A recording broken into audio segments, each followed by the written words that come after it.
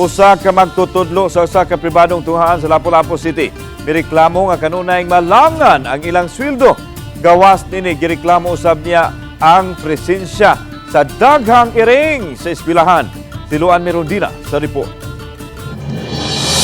Idangog sa Peso Lapu-Lapu ang 23 anyos nga magtutudlo sa usa ka pribadong tunghaan sa Barangay Bangkal nga taguo nato sa Pangang Lea.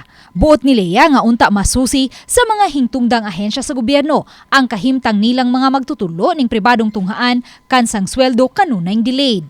8,500 pesos lang ang ilang sweldo matag buwan apan anaa lang sa 1,500 ngadto sa 2,000 pesos ang mahatag kanila kausa sa usa ka buwan. Anaa sa kapin 130 ang mga estudyante sa mong tunghaan ug 11 ang mga maestro ug maestra nga pulos mga taga Northern Cebu.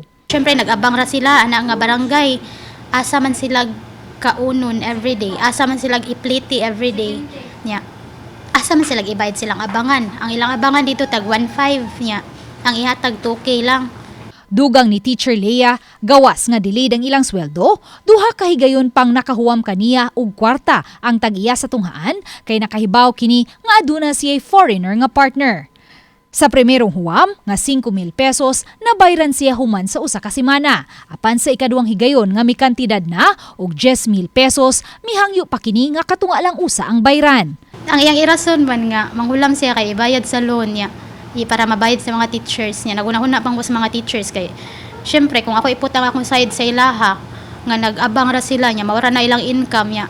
Ikaw nga medyo angat-angat sa gamay niya manghulam og kwarta kay para bayad sa ilaha. Syempre para sa ko pahulong man gid nako basta dadi nga yang isaad nga bayaran ko mabayaran. Gawa sa delayed nga sweldo, reklamo usab niya ang kaabog sa mga classrooms ug presensya sa daghang mga iring. Igsud pag ako baho kay ma'am niya napay mga tae sa iring daghan kay iring nagagi-agi. Ang kadlukan sa iring kay basin makambarasan ako mga estudyante ba nga ma-blame maestra. Daghan sa iyang mga estudyante ang kanunay ma-absent tungod sa ubo, sipon ug hilanat. Kay wa na siya makaagwanta, mi-resign na lang siya ni adtong Marso 8. Apan inay kapin sa 15,000 pesos ang iyang last pay nga dawatonon, 4,000 pesos lang ang gihatag kaniya. Ang kapin 11,000 pesos nga kuwang gipirmahan pa sa naasoy principal di napatik nga bayran kini sa Abril 1 apan hangtod karon wa pa gihapon mahatag. Giswayan sa RTV Balitang Bisdak, pagkuha ang habig sa tag-iya sa tunghaan apan nagdumili kini pagluwat og pamahayag kabahin sa mong issue. Samtang Peso Lapu-Lapu mitataw nga andam silang mo facilitate sa naasoy magtutudlo ngadto sa mga hingtungdang ahensya aron maaksyonan ang maong mga reklamo.